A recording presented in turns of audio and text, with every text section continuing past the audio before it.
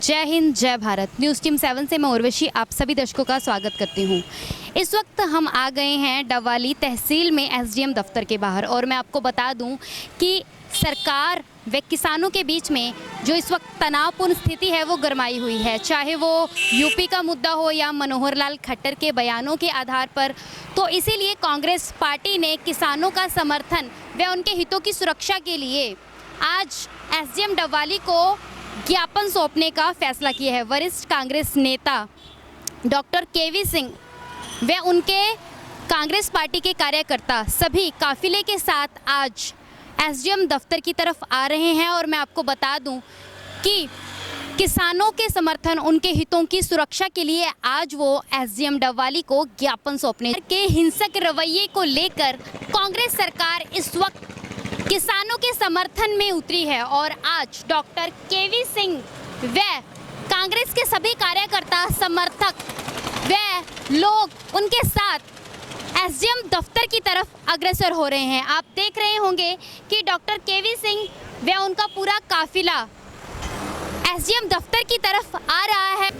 तो पहला हमारी मांग है इस प्रदर्शन के मार्फत कि इन तीनों काले कानून को सरकार वापस ले और देश में लोकतंत्र को बहाली का काम करे, किसानों का मान सम्मान, तीनों काले कानून वापस करके उनको मान सम्मान के साथ घर भेजने का काम करे। और इसी कड़ी में ये अब इन्होंने एक साजिश के साथ इसको दंगा फैलाने या दबाने का काम शुरू कर दिया है। और ये आपके सामने है कि सुबह आदरणीय मुख्यमंत्री खट्टर साहब कह रहे हैं अपने बयान में कि हर जिले के अंदर 500,000 लठधारी गुंडे तैयार करो और जो किसान आए उनका सामना करो, पीटने का काम करो। और वो उन्होंने बयान दिया और उसका बयान का असर कहाँ, लखीमपुर में जाके 4 घंटे के बाद लखीमपुर में उसका असर नज़र आया।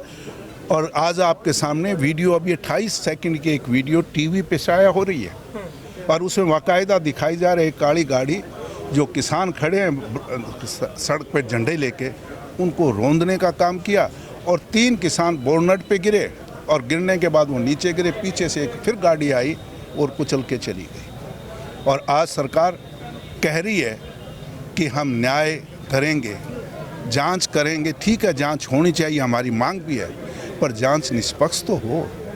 निष्पक्ष कैसे हो सकती है जब गृह मंत्री खुद पद पे बैठा हो? तो सबसे बड़ी मांग कि गृह मंत्री इस्तीफा दे या मोदी बर्खास्त करे। अजय मिश्रा को, लड़के को तुरंत गिरफ्तार करोगे तो उसका इंटेरोगेशन होगा।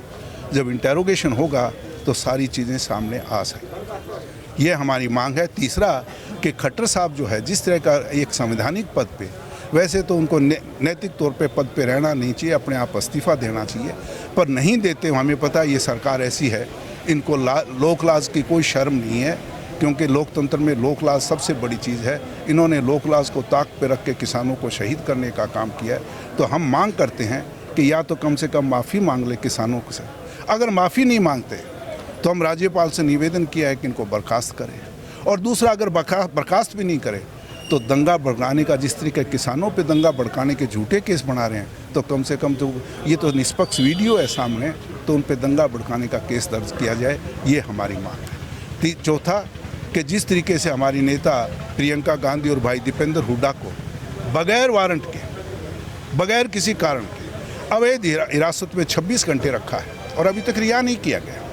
और जबकि दूसरे नेताओं को रिहा कर दिया गया, उन दोनों नेताओं को अभी तक रिहा नहीं किया गया। तो उनको रिहा करें और जिन्होंने भी अवैध रूप से उनको हिरासत में लिया है, उनकी जाँच होकर उनके खिलाफ कार्रवाई की जाए। ये हमारी मांग है।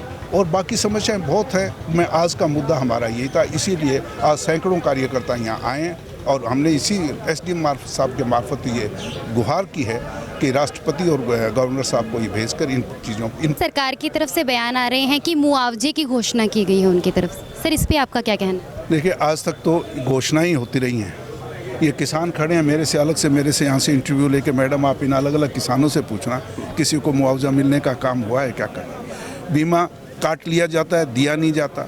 सर्वे होता है, 25% से कम सर्वे रख के और टरका दिया जाता है। घोषणा कर दी जाती है कि आपको मुआवजा दिया जाएगा, जब सर्वे होता है तो खराबा जो है 25% दिखा दिया जाता है कि हमने तो मुआवजा घोषणा की थी, सर्वे में 25% आया, 25% पे का मुआवजा मिलता नहीं। ये कह के सरकार ने कुछ नहीं किया, सिर्फ घोषणाओं की सरकार है। दो चीज़ की सरकार है, घोषणाओं की, ऑनलाइन की। हर एक को एक ही चीज़ है, जब भी जाओ ऑनलाइन ऑनलाइन ऑनलाइन। सरकार हमेशा ऑफलाइन रहती है। लोगों को तो कहते हैं ऑनलाइन हो जाओ और खुद है ऑफलाइन। ये ऑफलाइन और ऑनलाइन की सरकार है, इसी में घुमाई फिर रही है जनता को और इसका नतीजा आपके सामने आएगा।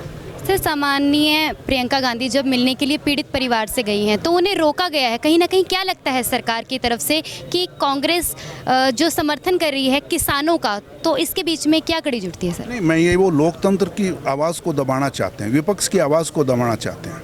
वो ये कहते हैं कि अगर विपक्ष के नेता वहाँ चले गए तो दंगा हो सकता है। ये उनका जवाब था। मैं आपसे एक सवाल पूछता हूँ, भगवान ना करे आपके और मेरे घर पे, मेरे परिवार, मेरे रिश्तेदार के साथ किसी के साथ हादसा हो जाए तो क्या मेरी नैतिक जिम्मेवारी नहीं है उस मौके पे जाके पता करूं कि उसके साथ हादसा क्यों हुआ? क्या अगर वो जख्मी है तो उसको मैं इलाज कराऊं, अगर साथ उसको हादसा है तो उसको न्याय दिलाऊं, उसका केस दर्ज करवाने का काम करूं? तो ये जनता हमारा परिवार है।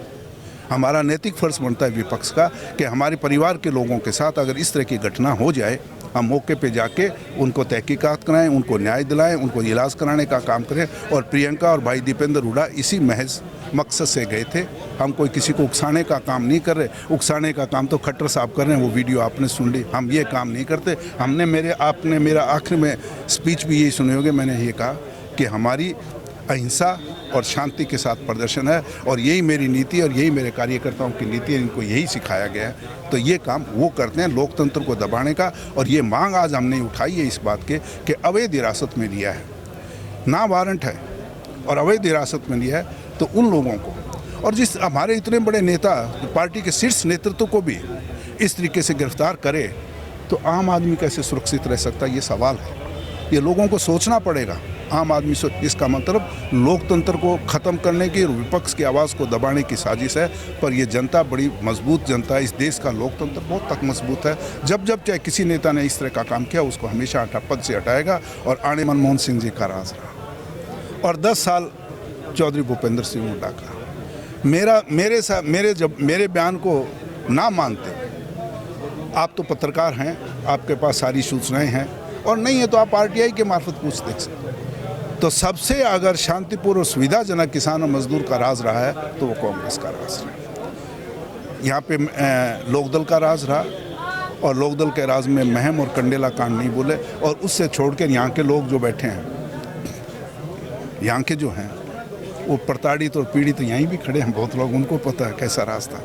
जितना कांग्रेस का राज लोगों को सुखदायक है, इज्जत वाला है, वो किसी पार्टी, कोई पार्टी दे ही नहीं सकती।